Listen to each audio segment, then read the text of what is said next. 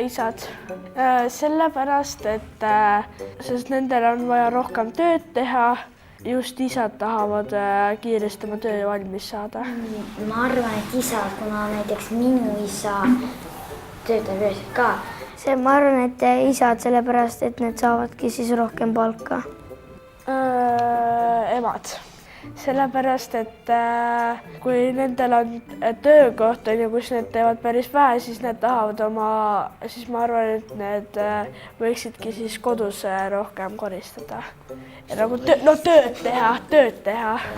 Et minu arust emad.